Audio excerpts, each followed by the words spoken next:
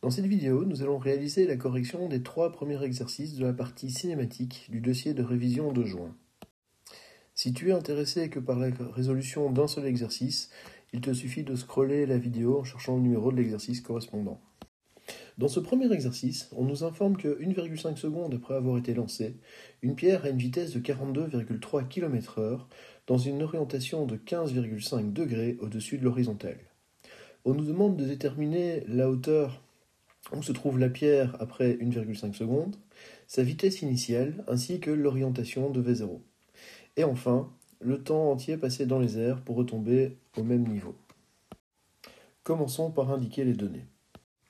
Cette étape est très importante car elle nous permet de vérifier si les unités sont bien exprimées dans le système international. On remarque ici que la vitesse à l'instant 1,5 secondes est exprimée en km/h. Nous devons donc la convertir en mètres par seconde. Pour passer d'une vitesse en km/h à une vitesse en mètres par seconde, nous devons diviser la valeur par 3,6.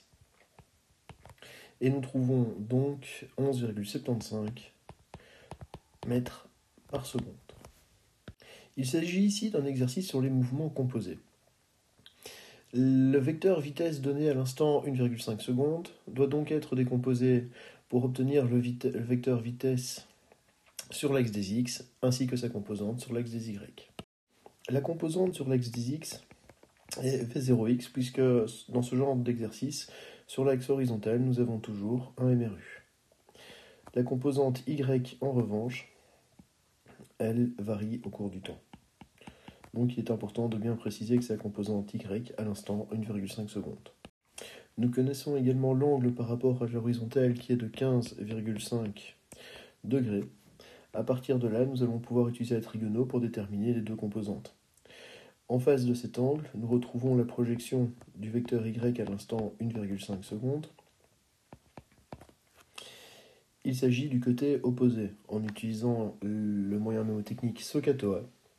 On remarque que le côté opposé est lié au sinus, donc Vy à l'instant 1,5 est égal à sinus alpha fois V 1,5. Nous avons donc sinus de 15,5 multiplié par 11,75 et nous trouvons comme valeur de vitesse 3,14 mètres par seconde. Pour V0x, il s'agit du côté adjacent à l'angle donné. Donc V0x est égal à cosinus alpha fois la vitesse à l'instant 1,5. Et nous trouvons comme valeur 11,32 mètres par seconde. On nous demande de déterminer, pour commencer, la hauteur au-dessus de son point de lancement. Donc à quelle hauteur se trouve l'objet 1,5 secondes après son départ. Nous savons que dans les mouvements composés, sur l'axe Y, donc l'axe vertical, l'objet est en MRUV. Nous allons donc utiliser les équations du MRUV, celles de la position en fonction du temps et de la vitesse en fonction du temps, pour pouvoir répondre à cette question. Sur l'axe vertical, nous savons que l'accélération, c'est la constante de gravité. Le vecteur accélération a un sens qui s'oppose à celui du repère, ce sera donc moins 10 mètres par seconde au carré. Fort de nos différentes données, nous allons pouvoir résoudre notre équation. Donc y est égal à 0, plus v0y que nous ne connaissons pas, multiplié par le temps, 1,5 secondes, plus l'accélération, moins 10, divisé par 2 fois 1,5 au carré. La valeur de la vitesse en y à l'instant étudié, nous l'avons déjà calculée. Nous savons que Vy à l'instant 1,5 vaut 3,14 mètres par seconde, donc 3,14 est égal à la vitesse initiale en y que nous ignorons, plus l'accélération moins 10 fois le temps 1,5. Grâce à cette dernière équation, nous pouvons trouver V0y qui vaut ici 18,14 mètres par seconde. Maintenant que nous avons la vitesse initiale en y, nous n'avons plus qu'à l'injecter dans l'équation de la position en fonction du temps pour trouver notre valeur de y. Donc y est égal à 0 plus 18,14 multiplié par le temps, donc 1,5, moins 5 fois 1,5 au carré. Et nous trouvons comme hauteur 15,96 mètres. Dans cette seconde partie de l'exercice 1, nous devons déterminer la vitesse initiale du lancer. Nous pouvons bien sûr réutiliser toutes les données que nous avions avant de commencer le A, mais la résolution du A nous a apporté d'autres précisions. Nous connaissons également V0Y, qui était de 18,14 mètres par seconde. C'est une donnée qui sera très importante. On demande donc la vitesse initiale du lancer, soit la valeur de V0. Nous savons que cette vitesse initiale a une composante sur l'axe horizontal, donc V0x, et une composante sur l'axe vertical, donc ici V0y. Ces deux valeurs, nous les connaissons, V0x vaut 11,32 mètres par seconde, tandis que V0y vaut 18,14 mètres par seconde. Nous remarquons que V0, V0x et la projection de V0y forment un triangle rectangle. Dont l'hypoténuse est V0, nous pouvons donc utiliser le principe de Pythagore pour déterminer la valeur de V0. Donc le carré de l'hypoténuse est égal à la somme des carrés des deux autres côtés. Il en ressort que V0 est égal à V0x au carré plus V0y au carré. Nous avons donc racine carrée de 11,32 au carré plus 18,14 au carré. Et on trouve comme valeur pour la vitesse initiale 21,38 mètres par seconde. Il nous faut ensuite trouver l'orientation initiale du lancer.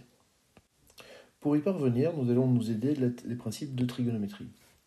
Donc on recherche cet angle alpha. Nous connaissons le côté opposé à alpha, V0y', et nous connaissons le côté adjacent, V0x.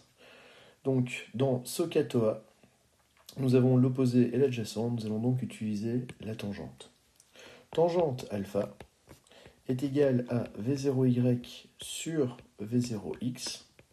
Donc l'arc tangente de 18,14 sur 11,32 nous donne alpha initial et il vaut 58 degrés. Pour terminer ce premier exercice, on nous demande de déterminer le temps passé par l'objet dans les airs. Donc,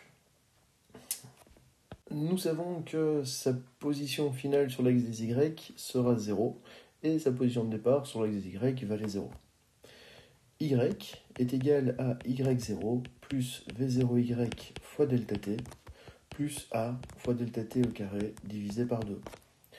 Comme l'objet retombe sur le sol, sa position finale c'est 0, sa position de départ c'était 0 puisqu'on ne nous avait pas précisé autre chose, plus V0Y, donc nous l'avons déjà calculé et ça vaut 18,14 mètres par seconde, fois le temps que nous recherchons, plus l'accélération moins 10 fois delta t au carré divisé par 2. Alors, ici on voit qu'on arrive sur une équation du second degré. En la présentant différemment, nous avons 18,14 delta t moins 5 delta t au carré égale 0. Ce qui peut s'écrire 5 delta t carré moins 18,14 delta t est égal à 0. Nous pouvons mettre delta t en évidence. Nous obtenons donc 5 delta t moins 18,14 fois delta t est égal à 0. Pour résoudre cette équation, il y a deux possibilités. Soit ce membre-ci égale 0, soit c'est celui-ci.